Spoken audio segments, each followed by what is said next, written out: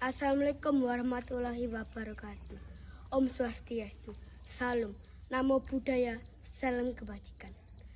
Saya Tarendra Ragranartama dari SD Negeri Meso 2 ingin menyampaikan sebuah cerita yang bernama Legenda Adipati Pangeran Benowo dan juga asal-usul selamatan ruahan Desa Meso Timur. Pada suatu hari, wilayah yang kini dikenal sebagai Desa Meso masih berupa hutan yang sangat lebat dan wilayah yang sepi. Menurut cerita turun-temurun sepuh desa, tempat tersebut pernah menjadi lokasi persinggahan sebuah tokoh besar bernama Adipati Pangeran Benowo. Menurut cerita dari Juru Kunci Punden Bajimat, Adipati Pangeran Benowo pernah singgah dan bertapa di punden tersebut. Nama Besowo lambat laut berubah menjadi Besowo dan akhirnya menjadi nama desa sampai sekarang. Adipati Pangeran Benowo dikenal sebagai sosok yang bijaksana dan sederhana dan suka berbaur dengan masyarakat kecil. Aslinya, Adipati Pangeran Benowo adalah sebuah raja. Namun ia menolak dan lebih memilih mengajarkan ajaran kebaikan. Dalam perjalanannya, Pangeran Benowo mengelilingi tanah Jawa. Ia sering berpindah tempat secara sembunyi-sembunyi untuk menghindari penjajah Belanda.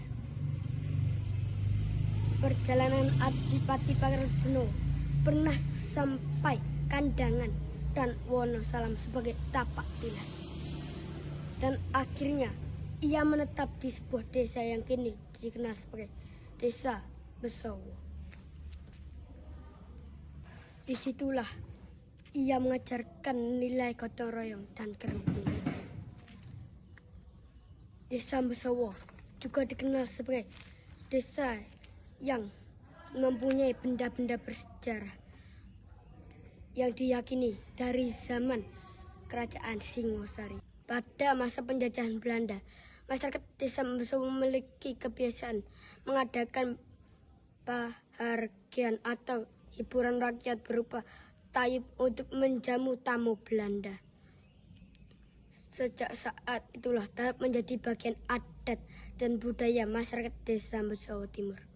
Walaupun hidup di masa penjajahan, Adipati Pangeran Benowo tetap mengajarkan pentingnya hidup rukun dan saling menghormati. Nilai-nilai tersebut masih dipegang teguh oleh masyarakat Desa Meso hingga akhirnya tercipta falsafat hidup yang berbunyi eling asale, eling baline, yang berarti ingat asal usulnya dan ingat bahwa manusia pada akhirnya akan kembali ke Tuhan Yang Maha Esa. Selain menjaga adat dan budaya, masyarakat Desa Meso juga dikenal memiliki kerukunan antar umat beragama yang kuat. Di desa ini terdapat 3 agama besar dan 1 aliran kepercayaan yang hidup berdamai. Kerukunan itu juga terlihat di SD Negeri Meso 2 yang mempunyai 3 tempat ibadah. Mereka diajari untuk toleransi sejak dini. Untuk mengenang jasa Adipati Pangeran Benowo dan para leluhur yang membabat desa, masyarakat Desa Mesowo mengadakan selamatan ruahan dan bersih dusun yang dilakukan pada bulan Ruah dalam penanggalan Jawa. Tradisi tersebut hanya ada di Desa Mesowo dan terus dilestarikan sejak turun-temurun sampai sekarang. Pada hari pelaksanaan ruahan, seluruh warga berkumpul di Punden Bajimat atau sesepuh desa untuk mengadakan doa bersama. Dahulu Masyarakat hanya membawa nasi, sedangkan lauk pauknya dimasak di rumah kami dua. Orang yang bertugas memasak lauk atau iwak sapi disebut gogolan, dan biasanya kaum yang memasak adalah kaum pria. Makanan kemudian ditata menggunakan daun pisang sebelum didoakan bersama. Suasana ruahan pada zaman dahulu masih sangat sederhana, namun penuh kebersamaan. Anak-anak kecil ikut datang untuk membawa sarung untuk mengadahi ambeng. Walaupun isi ambeng sederhana, namun mereka tetap menerima dengan rasa syukur. Tradisi selamatan ruahan bersih dusun bukan hanya menjadi acara adat, tetapi juga menjadi simbol penghormatan kepada leluhur, doa bersama untuk keselamatan desa.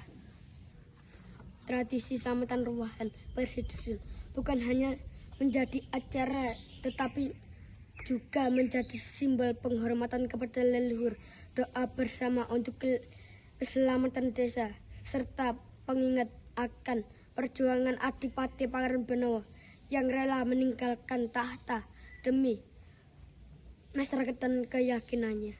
Pada malam hari, acara biasanya dilanjutkan dengan pertunjukan ledokan atau tayub sebagai hiburan rakyat, sekaligus pelestarian budaya leluhur yang telah diwariskan sejak zaman dahulu hingga sekarang. Tradisi selamatan ruahan bersih dusun Jawa Timur masih terus dijaga dan dilestarikan oleh masyarakat sebagai warisan budaya leluhur yang mengajarkan nilai kerukunan, gotong royong, rasa syukur, dan penghormatan kepada para leluhur.